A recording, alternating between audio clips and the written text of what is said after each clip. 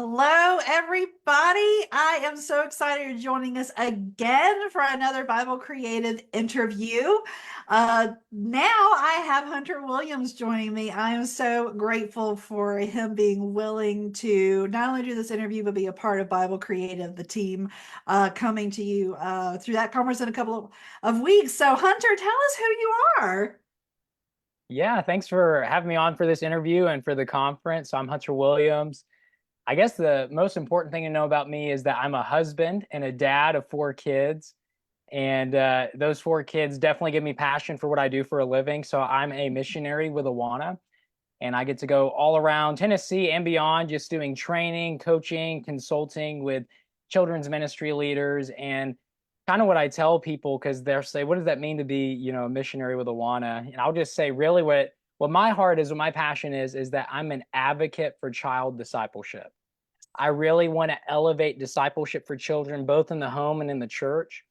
And I try to do that in a lot of different avenues. It might be speaking like this at a conference. It might be connecting with leaders over lunch or an event. And recently writing. So this is kind of a shameless plug for something in the future.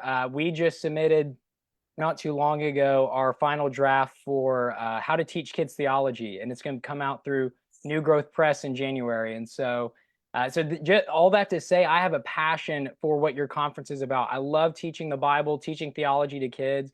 So Yes. when I was invited to do this, I said, yes, I want to be part of that. Yay. And I don't know if you know this or not, but my start was with Awana. I don't know if you knew that or No, I not, but didn't. No. yeah, so okay, short story. Well, because this isn't about me, but I'll share because it has to do Oh, with go for Awana. Because and it. I love Awana. I absolutely love the program Awana. I highly recommend it if churches are looking for a midweek or even on a Sunday night discipleship program. I highly, highly recommend Awana. So anyway, so the lady who her name was Vicky, she was the one who was in charge at our church to find, we were just starting a brand new Awana program. It was her job to find volunteers. And she came to me, and I think I just recently had my second child. And she came to me and she was like, Anne Marie, I really feel like you need to be one of our volunteers at Awana. And I looked at her and I said, no. It's like, no. And I don't know, I guess she let that sit for like a week, maybe 2 weeks at the most. And I get this phone call and she's like, Anne Marie, I think God's telling me that you need to be a part of the Awana Oh program at man. our church. And I said, okay, the only way that I will be a part of the Awana program at our church is if you will give me that the devotional, the Awana devotional time. If you will give me that Awana devotional time and give me a little bit longer, give me 20-25 minutes, then I will come and be a part. And that's where Future Flying Saucers was born. All of my object lessons Wow. came out of that 20-25 minute devotional Bible time. We called it Bible time at Awana.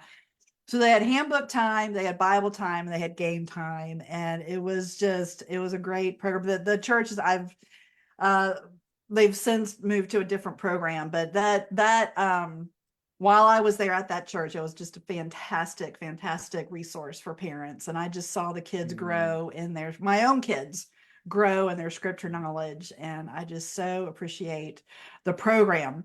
Yeah. So with all of that said, though, what are you going to be talking about in your session at Bible Creative? Yeah, so the title of my breakout is Gospel Centered Bible Lessons, which is very on the nose because usually I do these really creative titles, but I don't know. I just felt like I wanted it to be very upfront what I was covering. And the reason I'm passionate about that topic is our Bible lessons need to be more than just gospel centered, or they need to be gospel centered. They don't need to just be gospel adjacent. That's how Right, I phrase it. Because a lot of times the gospel can be tacked on to a Bible lesson like as an appendix or an add-on, but it's so much more than that. right, When I think of gospel centered, I think of kind of like it's orbiting around it. The gravitational pull of your Bible lesson needs to be orbiting around Christ and who he is, because that's how he told us to teach the right, Bible. You look at passages like John chapter 5 when he's confronting the Pharisees and he says that you know the scriptures, but you don't see me in them. So therefore, you don't really know the scriptures. Right. Um, there's so many passages like that where Jesus says both the Old and New Testament, they're pointing to him. So if you teach the Bible and there's not a beeline to him, there's not an application in him, then you're actually falling short in how you're teaching Bible lessons. So that's why I was very on the nose with my title, because I said, we got to get this right. And so in my breakout, what I'm going to do is not only show really how this is the model Jesus laid out for us, but I'm going to get insanely practical. I'm going to give you actually like live as I'm giving the breakout examples of how to take a Bible story and teach it in a Bible centered way. I'm going to give you about 3 or 4 questions that can help you, because what I'll say in that breakout is questions are the bridges we build to the conclusions in our teaching. Mm, So so for example, our culture has taught us when teaching stories, they say, oh, look for the moral of the story. What's mm, the moral of the story? And right. that's not a bad question, but the problem with that question is it builds a bridge to a moral or a behavior. But when teaching the Bible, we don't want to just build a bridge to a moral or a behavior. We want to build a bridge to Christ. Right. So we need to ask better questions up front when we're teaching the Bible to kids. And so I'll be providing all that in the breakout, but that's just a little snapshot of what I'm going to be doing during my session. Oh, I love it. I love it. That's just so good. Yes, because and you know what? I've even had, I don't know if you've had people say this to you or not, but in some of the teachers that I've been working with, sometimes they'll even come back and say, well, you know what? The Old Testament just really is just old, and we don't really need to focus on it as much. We need to all be all about the gospel and about Jesus, so we focus on the New Testament. And Mm. that's what I want to I just want to go back to him and say every single Bible event, story, whatever you want to call it, in the Old Testament just totally just takes you straight to Jesus. It just Oh, yes. every part of it does. And so that's one reason why I love Bible Creative, is that we're able to just bring resources like you to those who may not have thought that way, and then Mm. you're able to train them with things that they can go into their classroom the next time and actually use. So I'm so excited for them to meet you and get to hear from you. So before we go, what is a teaching strategy or a teaching tip that you could leave our viewers with today? That's tough. Just one. Yep, just one. Okay, I'll give one just because this is a go-to for me, and I think through it a lot when I teach.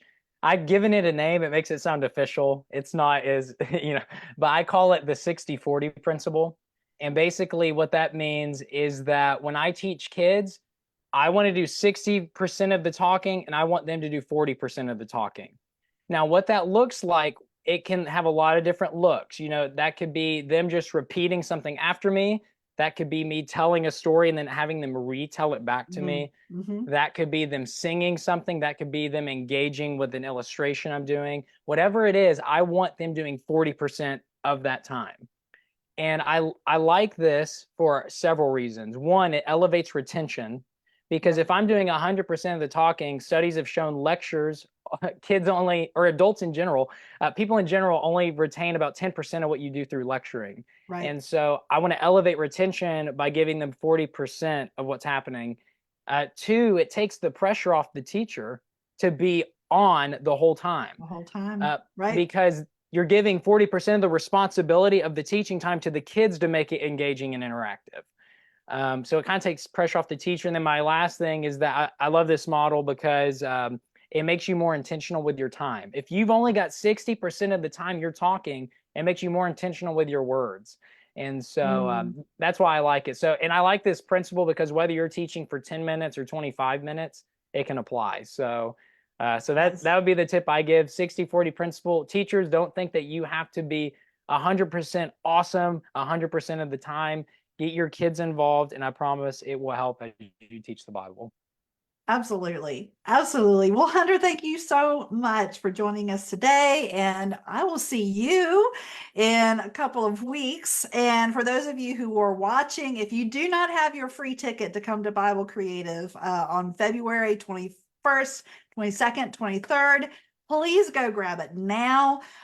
You'll get to hear from Hunter and from a whole other team of speakers, and I'm so excited for you to learn from them. I'm going to be learning right along with you. So come join me, and I will see you in a couple of days. Hunter, thank you so much. Yeah, thank you. Thanks for having me on. All right, we'll see you. Bye bye, everybody. See ya.